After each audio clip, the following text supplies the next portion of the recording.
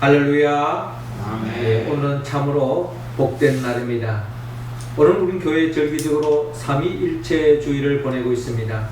성부, 성자, 성령의 하나님, 그 하나님의 복이 우리 각자에게 임하여서 이 세상에서 부족함이 없는 매일매일 풍성한 삶을 살아가는 우리 모두가 되기를 주의 이름으로 축원합니다. 아멘. 전통적으로 우리나라에 많은 잔치집에 가보면은 거기에 돼지를 잡아서 잔치를 벌이는 경우가 많다고 합니다.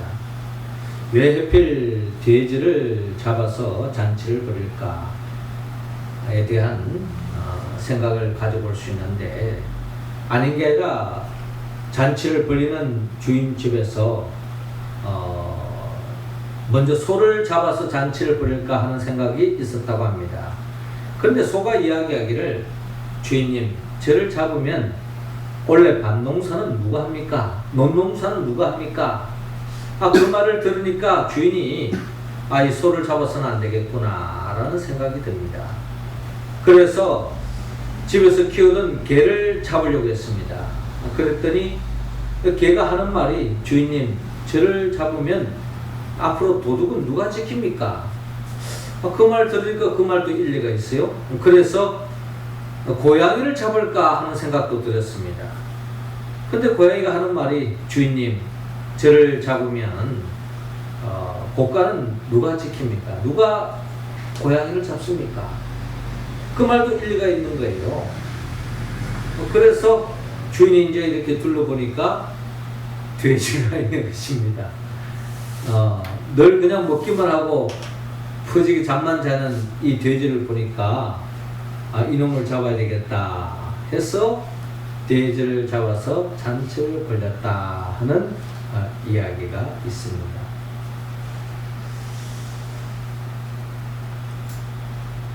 사명이 없다는 것은 결국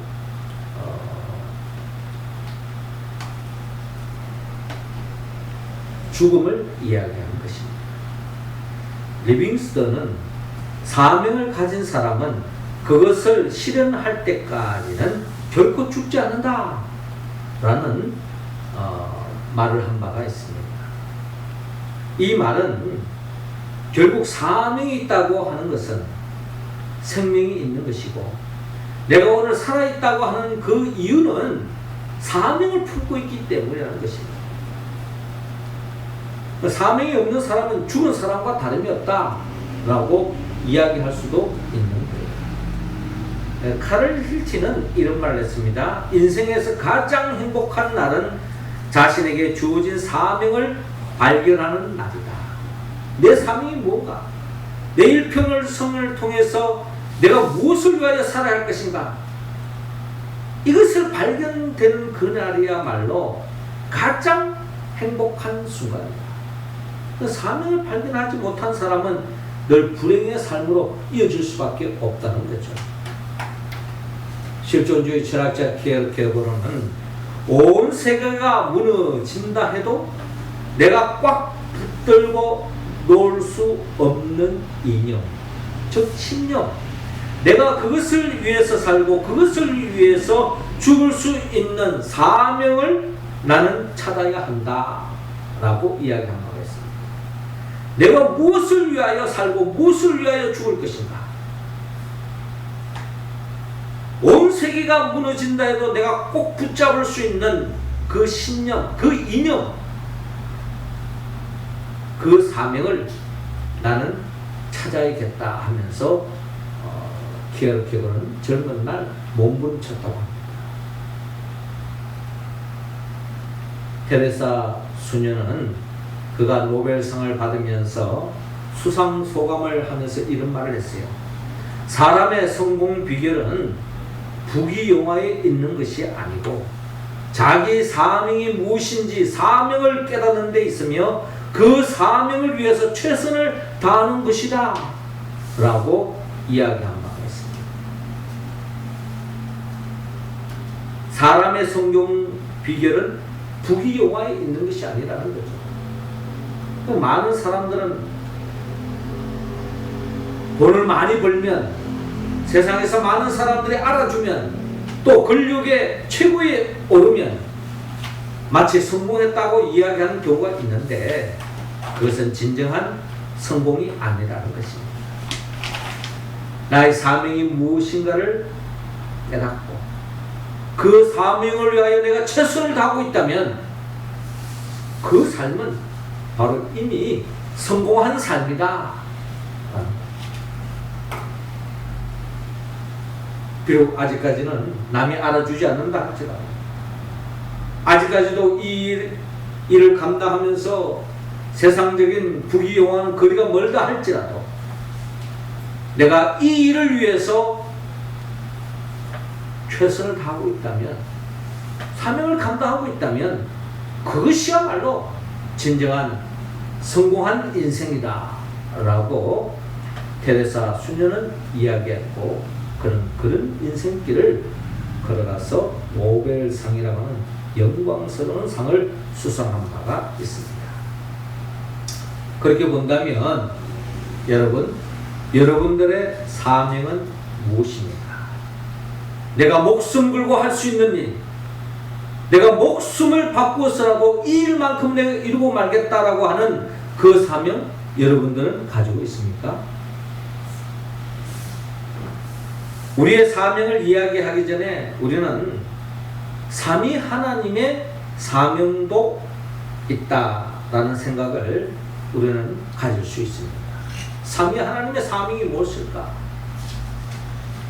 특별히 우리 인간의 입장에서 봤을 때 삼위 하나님이 우리 인간을 향한 사명이 있다는 거예요. 성경이 그걸 밝히고 있습니다. 특별히 성부 하나님을 우리는 쉽게 창조주 하나님이다 이렇게 우리가 표현하기도 합니다. 사실 창조하실 때는 성부, 성자, 성령 삼위 하나님이 함께 우리 인간을, 아니 이 천지 만물을 창조하셨죠.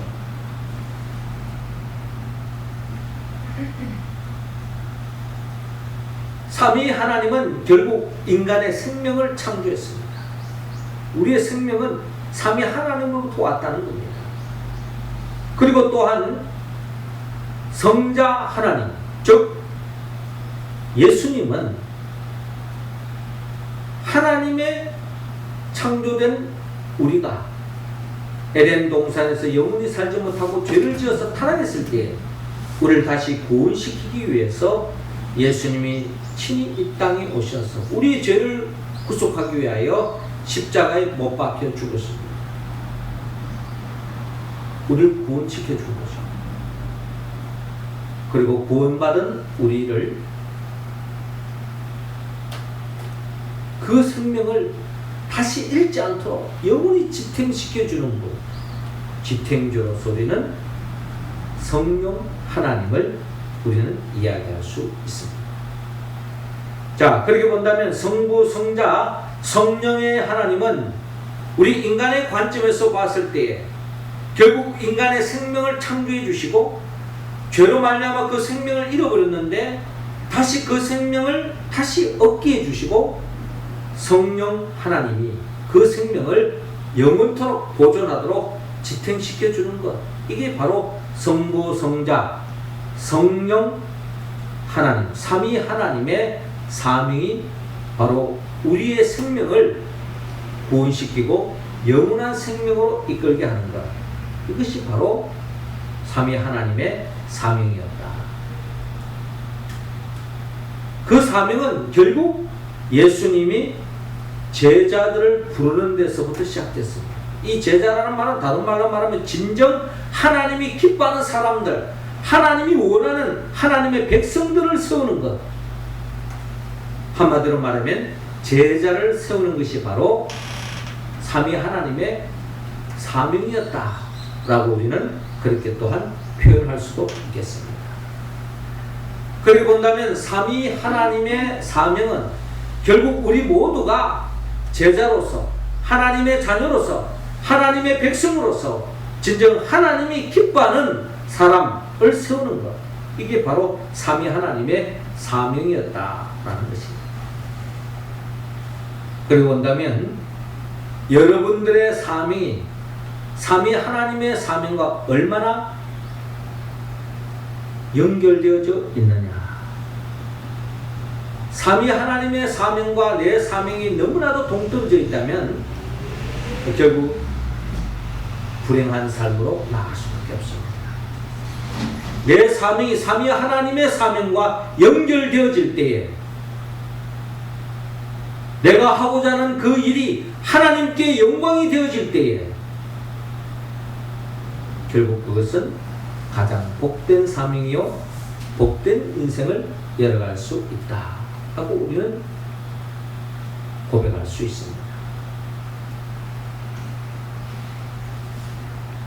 결국 우리 교회는 그 하나님의 사람, 하나님의 백성, 제자들을 세우는 것을 우리는 생명사랑이라고 하는 비전으로 한마디로 표현합니다.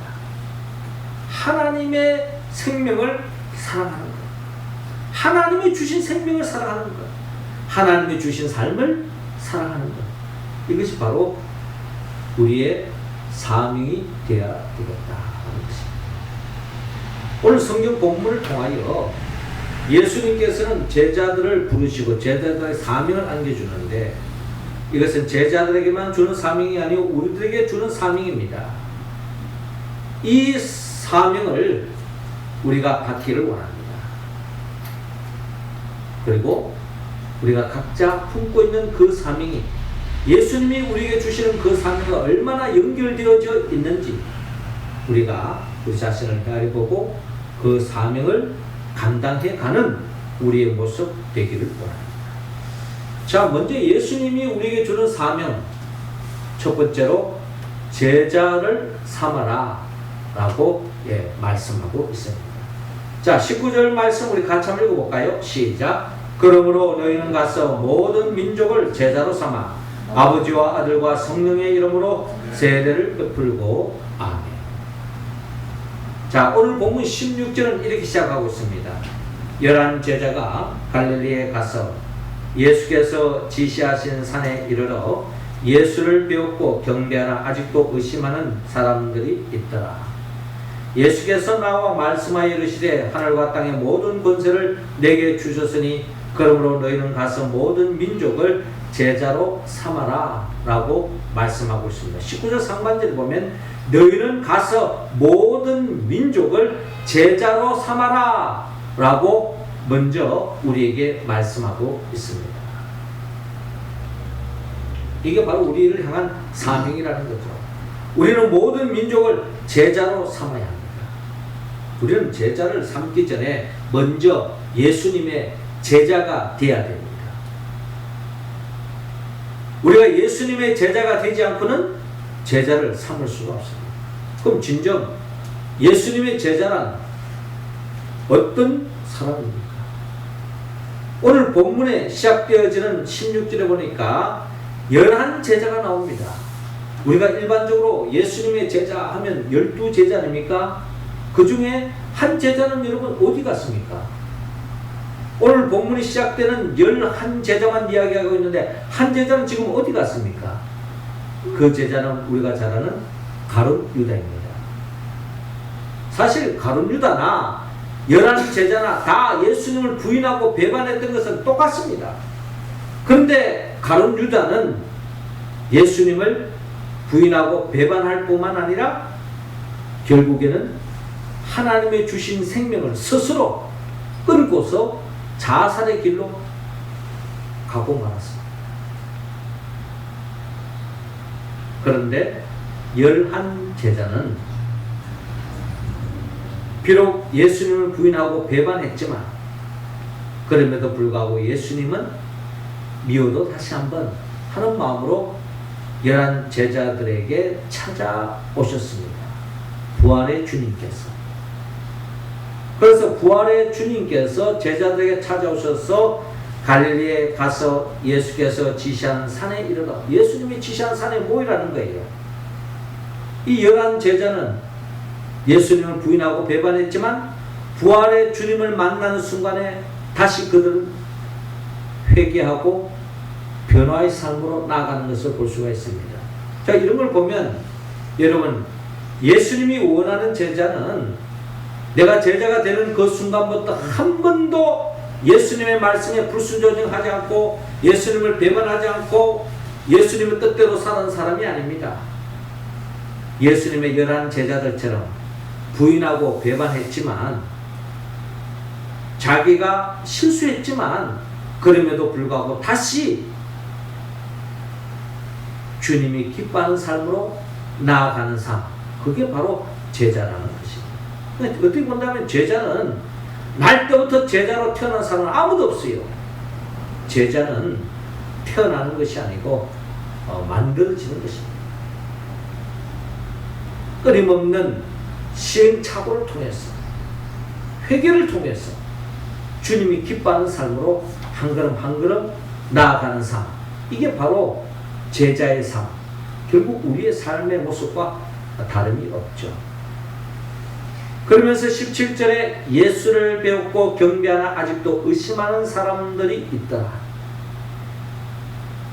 여기서 말하는 의심하는 사람들이라는 것은 문자적으로 본다면 아직도 예수님을 온전히 믿지 못하는 사람도 있다.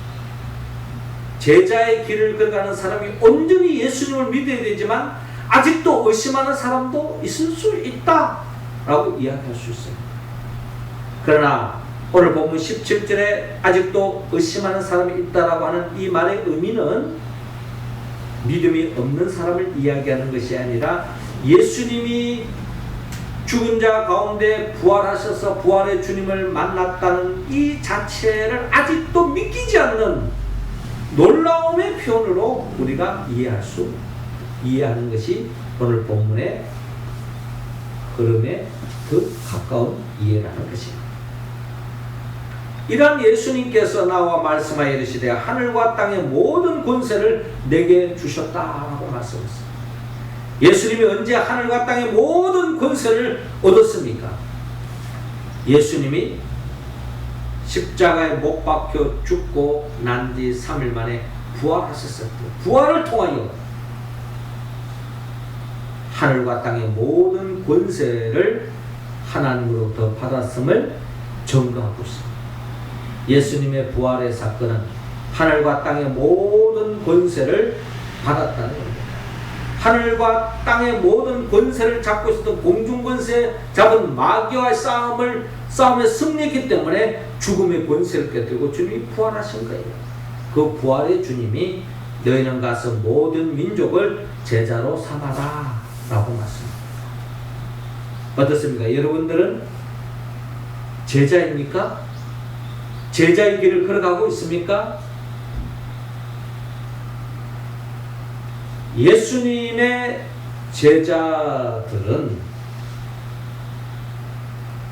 예수님이 부활하신 예수님이 말씀하신 대로 성령을 받아라 라고 하는 그 부활의 주님의 말씀대로 성령 받기 전과 성령 받고 난 이후의 모습은 완전한 다른 모습을 우리는 볼 수 있습니다. 성령 받기 전에 예수님의 제자들은요, 예수님을 쫓아가지만 예수님을 어떻게 하면 이용해서 내 자신을 위할까? 이게 바로 예수님의 제자들의 모습이었습니다. 예수님이 우리를 제자로 삼아라고 말씀하는 것, 우리가 제자가 되라고 하는 것은 바로 이런 성령 받기 전의 모습을 이야기하는 것이 아닙니다. 예수님의 11 제자가 성령 받고 난 뒤에 어떻게 달라졌습니까? 완전히 달라졌어요. 예수님을 이용하며 살아갔던 제자가 아니라 이제는 예수님을 위하여 살겠습니다. 예수님을 위하여 목숨까지 바치겠습니다. 예수님의 영광을 위하여 살겠습니다. 이런 삶으로 바뀌어졌다는 겁니다. 우리는 지금 어떤 단계에 있습니까? 예수님을 이용하는 제자의 길을 걸어가고 있습니까? 아니면 예수님을 위하여 사는 제자의 길을 걸어가고 있습니다.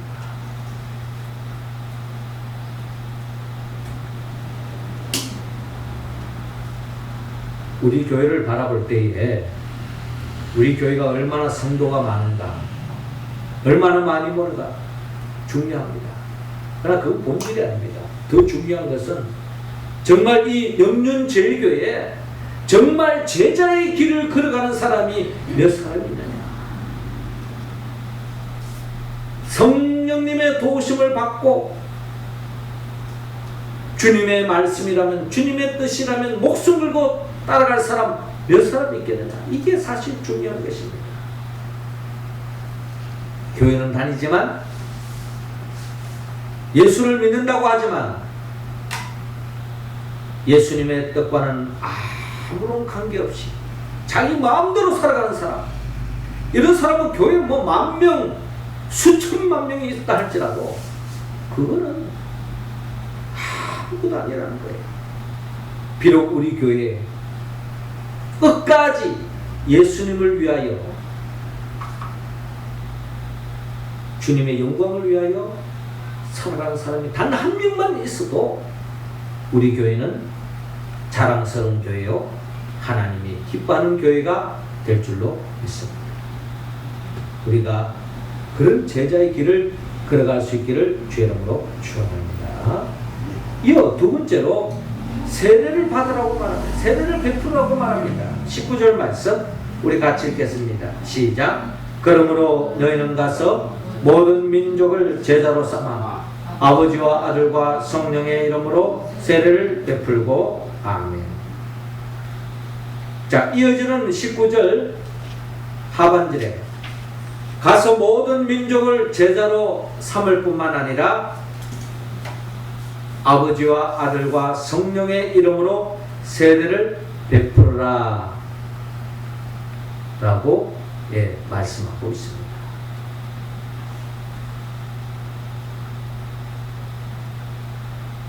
진정 제자를 길을 걸어가는 사람은 삼위 하나님의 이름으로 세례를 받은 사람, 삼위 하나님의 이름으로 세례를 받은 자만이 삼위 하나님의 이름으로 세례를 베풀 수가 있습니다. 그러면 삼위 하나님의 이름으로 세례를 받은 삶은 어떤 삶을 살아갑니까? 예수님도 세례를 받았습니다. 예수님의 삶 자체가 삼위 하나님의 세례를 받은 삶의 모델을 우리에게 보여주고 있습니다. 특별히 삼위 하나님의 이름으로 세례를 받은 사람은 삼위 하나님이 싫어하는 것을 하지 않는 삶을 살아갑니다. 반대로 삼위 하나님이 기뻐하는 삶을 도모하는 삶, 이게 바로 진정 세례받은 사람의 특징이요, 제자의 길을 걸어가는 사람의 모습이라는 것입니다. 그러면 성부 하나님이 가장 싫어하는 게 뭘까요? 야고보서 4장 4절에 이렇게 말씀합니다. 간음하는 여자들이여, 세상과 벗된 것이 하나님의 원수임을 알지 못하느뇨? 그런즉 누구든지 세상과 벗이 되고자 하는 자는 스스로 하나님과 원수되게 하는 것이니라 라고 말씀하셨습니다. 그러니까 성부 하나님과 원수되는 방법, 세상을 사랑하는 겁니다. 세상과 벗이 되는 사람, 세상 문화를 쫓아가는 사람, 세상 향락에 빠진 사람, 세상 부귀영화에 쫓아가는 사람, 이런 사람은 결국 하나님과 원수되는 길을 걸어가고 있는 삶의 모습이라는 것입니다. 우리가 잘 아는 창세기에 보면 아브라함과 롯이 나와요. 아브라함은 하나님 말씀대로 살아가는 사람입니다. 그런데 롯은 세상 것을 쫓아갔던 사람입니다. 아브라함은 하나님의 약속의 땅을 향하여 쫓아갔던 사람이었다면 롯은 눈에 보이는 살기 좋은 세상을 쫓아갔어요. 롯이 택했던 땅이 뭡니까? 소돔과 고모라 땅이에요. 소돔과 고모라 땅은 살기 좋은 세상이었습니다만 세상적으로 살기 좋았을 뿐 죄로 가득 찼습니다. 특별히 소돔과 고모라 땅은 동성연애로 만연된 사회였습니다. 결국 롯이 택한 이 세상적인 눈에 보암직도 하고 먹음직도 하고 지혜롭게 탐스러운 선악을 알게 한 나무 열매처럼 이 세상 것을 쫓아가다가 결국에는 실패한 인생으로 나아가는 것을 바라볼 수 있습니다. 하나님이 싫어하는 것을 쫓아가는 사람 결국 멸망할 수밖에 없습니다. 영원히 후회할 수밖에 없다. 그러나 여러분, 세상은 달콤합니다. 세상의 유혹은 우리의 모든 생각과 마음과 열정과 정열과 힘을 한순간에 빼앗아갈 수 있는 마력이 있습니다. 그런데 세상 사람들이 다 세상을 쫓아가고 세상을 쫓아가다가 그게 내 생명까지 걸고 쫓아갑니다. 결국 마귀에 종로할 수밖에 없는 인생으로 전락될 수밖에 없습니다. 이어서 예수님의 이름으로 세례를 받은 사람은 예수님이 싫어하는 것을 거절합니다. 예수님이 싫어하는 게 뭘까요? 요한 1서 3장 8절에 죄를 짓는 자는 마귀에게 속하나니 마귀는 처음부터 범죄함이니라. 하나님의 아들이 나타나신 것은 마귀의 일을 멸하려 하심이니라. 예수님이 이 땅에 오신 이유, 죄를 멸하기 위해서. 마귀는 죄를 짓기 위해서 결국에는 멸망하게 하는 것이 마귀의 사명입니다. 그런데 예수님의 사명은 뭐였죠? 죄를 짓게 하지 않는 것, 죄로부터 벗어나게 하는 것, 죄를 사해 주는 것. 이걸 위해서 예수님이 이 땅에 오셨는데 심지어 십자가에 못 박혀 죽기까지 보혈의 피를 흘려서 우리의 죄를 도말시키려고 하는 이유가 뭡니까? 죄를 품고는 진정한 행복으로 나아갈 수 없기 때문에. 그래서 예수님이 십자가의 길을 걸어가셨고 십자가에 못 박혀 죽기까지 우리를 사랑하신 것입니다. 우리는 죄를 이야기할 때에 아브라함에게 있어서 죄는 무엇일까라는 생각을 가져볼 때에 아브라함은 이스마엘을 낳고 이삭을 낳았습니다. 우리는 죄를 자꾸 윤리적인 도덕적으로만 자꾸 생각하는데 아브라함이 하나님 앞에 지은 죄가 하나 있다면 그것은 바로 이스마엘을 낳는 것이었습니다. 하나님은 이미 사라를 통해서 이삭을 낳을 것이라 약속했습니다. 그런데 나이가 90이 돼도 자식이 없는 거예요. 그래서 아브라함이 택한 방법은 하나님의 약속의 말씀은 내가 믿지만 현실적으로 아이가 없으니 내가 조금이라도 기력이 있을 때에 사라를 통해서 놓지 못한다면 사라의 몸종 하가를 통해서라도 낳아야 되지 않겠느냐 하는 생각에 갖게 됐습니다. 결국 아담이 하나님 뜻보다는 자기의 뜻을 앞세우고 자기의 힘으로 낳은 아들이 이스마엘입니다.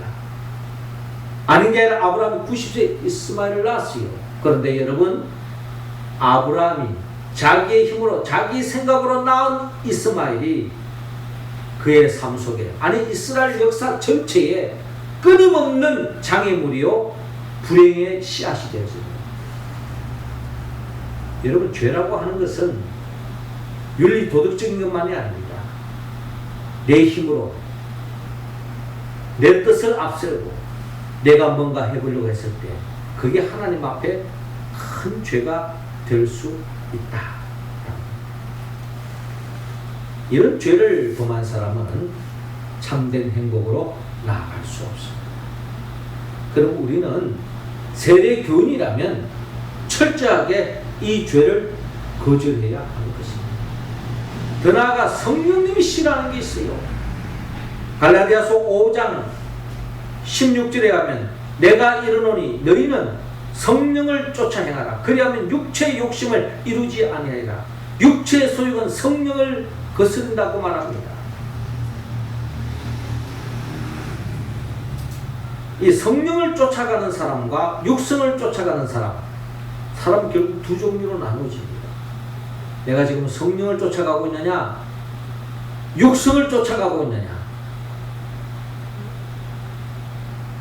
우리는 에서와 야곱을 통해서 육성을 쫓아간 사람과 영성을 쫓아간 사람의 삶의 모델을 우리에게 창세기는 보여주고 있습니다. 야곱은 성령을 쫓아갔습니다. 야곱은 어떻게 본다면 기도하는 사람이었어요.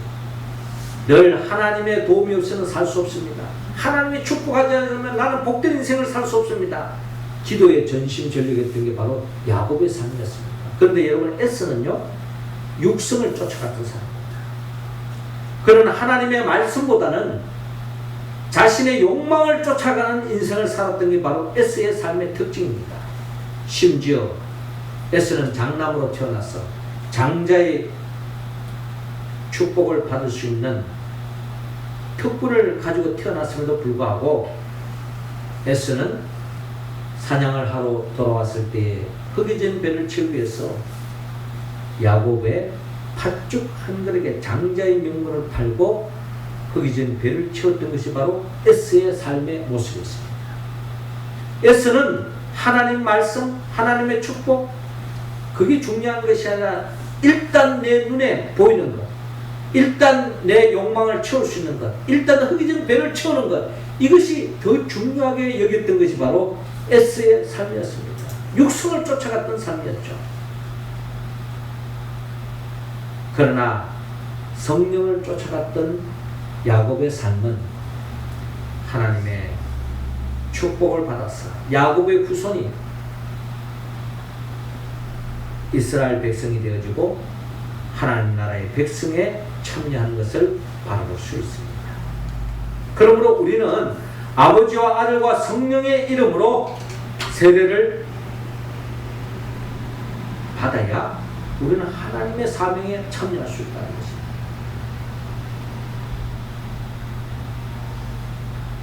그러면 삼위 하나님이 싫어하는 것만 안 하면 되느냐? 그렇지 않습니다.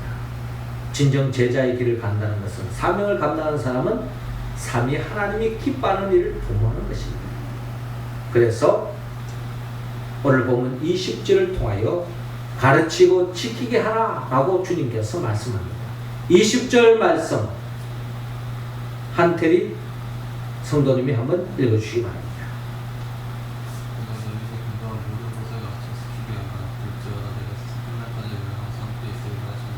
아멘. 다 같이 한번 읽습니다. 시작. 내가 너에게 분부한 모든 것을 가르쳐 지키게 하라. 볼지어다 내가 세상 끝날까지 너희와 항상 함께 있으리라 하시니라. 아멘. 내가 너에게 분부한 모든 것을 가르쳐 지키게 하라. 주님이 많은 마태, 마가, 누가, 요한복음을 통해서 많은 말씀을 하셨어요. 그런데 그 주의 말씀을 모든 말씀을 집약하면 한마디로 엑기스는 마태복음 22장 37절에 40절에 나타나 있는 것처럼 내 마음을 다하고 목숨을 다하고 뜻을 다하여 주 너희 하나님을 사랑하라. 둘째는 그와 같으니 내 이웃을 내 자신같이 사랑하라 라고 주님께서 말씀하셨습니다. 하나님을 사랑하는 것, 내 이웃을 내 몸과 같이 사랑하는 것, 이게 바로 주님이 우리에게 주신 분부하신 계명이요 당부요 말씀이다 라는 것입니다. 예수님은 이 말씀을 삶으로 그대로 순종했습니다.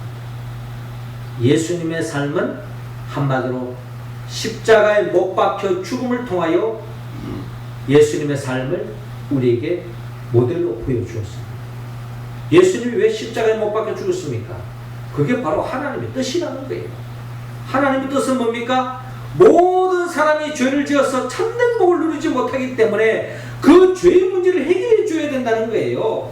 그래서 그 죄의 문제를 해결하기 위하여 예수님이 그 죄를 대신 짊어지고 십자가에 못 박혀 죽는 것, 그게 바로 하나님의 뜻이요. 하나님의 뜻은 결국에는 모든 사람을 구원하는 것, 이게 바로 하나님의 뜻이요 사명이라는 겁니다. 이 사명에 예수님이 동참하여서 십자가에 못 박혀 죽으시고 그 죽음을 통하여 우리는 죄사함의 은총을 받아서 하나님의 자녀가 되었고 하나님의 백성이 되었고 하나님이 기뻐하는 제자의 길을 걸어갈 수 있게 되었다는 것입니다. 예수님은 삶은 한마디로 나의 원대로 마옵시고 아버지의 뜻대로 하옵소서. 여러분들 사명이 있습니까? 여러분들은 정말 목숨 걸고 하고 싶은 뭐가 있습니까? 그것이 진정 하나님의 뜻과 연결이 되어지느냐 아니냐, 그것이 바로 주님의 사명에 참여하는 사람과 참여하지 않는 사람의 차이점이라는 겁니다.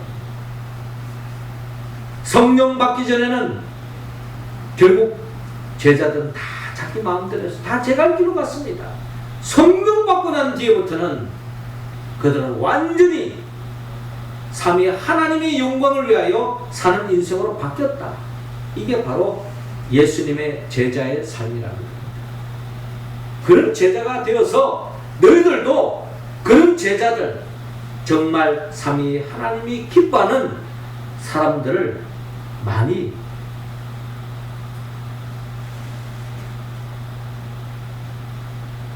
세워라. 이것이 바로 우리를 향한 주님의 명령이라는 겁니다. 이 사명을 감당하는 사람, 내가 세상 끝날까지 너희와 항상 함께 있으리라. 임마누엘이 복을 누린 거예요. 임마누엘의 복음, 하나님이 함께하는 삶, 이 땅에서 이 세상 마지막 날까지 하나님의 나라가 벌써 이 땅에서 시작되는 거예요. 그래서 죽고 난 뒤에도 영원토록 주님이 함께 하심으로 하나님의 나라에 참여하는 거예요. 누가? 내가 너에게 분반 모든 것을 가르쳐 지키는 사람, 하나님의 뜻대로 사는 사람, 십자가의 길을 걸어가는 사람, 그 사람을 하나님께서 축복하시겠다, 함께 하시겠다 라고 약속하고 있습니다. 사랑하는 성도 여러분, 오늘 예수님께서, 아니 삼위 하나님께서 제자들에게, 우리에게 주신 사명이 있습니다. 제자를 삼고 세례를 베풀고 가르치고 지키게 하라는 것입니다. 우리는 이 말씀에 응답하기 전에 우리 자신이 먼저 제자가 되어야 할 것이고, 제자로서 삼위 하나님의 이름으로 세례를 받았기 때문에 삼위 하나님이 싫어하는 것을 거절할 뿐만 아니라 삼위 하나님이 기뻐하는 일을 도모하여 십자가의 길, 하나님의 뜻을 이루는 삶으로 나아가기를 주님은 원하고 있습니다. 어떻게 우리가 이 말씀에 응답할 수 있을까요? 성령의 도움을 받아야 합니다. 나를 위하여 십자가에 못 박혀 죽으시고 부활하신 그 예수 그리스도의 영 보혜사 성령의 도움을 받아서 먼저 내가 제자가 되어주고 세례 교인이 되어주고 주의 말씀을 말씀대로 우리가 따라서 더 나아가 우리 주위에 많은 사람들을 제자로 삼고 세례를 베풀고 내 삶으로 가르치고 지키게 하여서 하나님께 영광 돌리는 삼위 하나님의 기쁨을 위하여 살 뿐만 아니라 삼위 하나님의 주시는 그 복을 받아 누리는 우리 모두가 되기를 주의 이름으로 축원합니다. 기도드리겠습니다. 하늘에 계신 우리 아버지, 이 시간 우리 모두에게 성령의 기름을 부어주시고 성령 충만함으로 말미암아 예수님이 우리에게 정해주신 그 사명, 생명을 살리는, 생명을 사랑하는 사람을 세워나가는 우리의 삶이 될 수 있도록 인도하여 주옵소서. 예수님의 이름으로 기도드립니다. 아멘.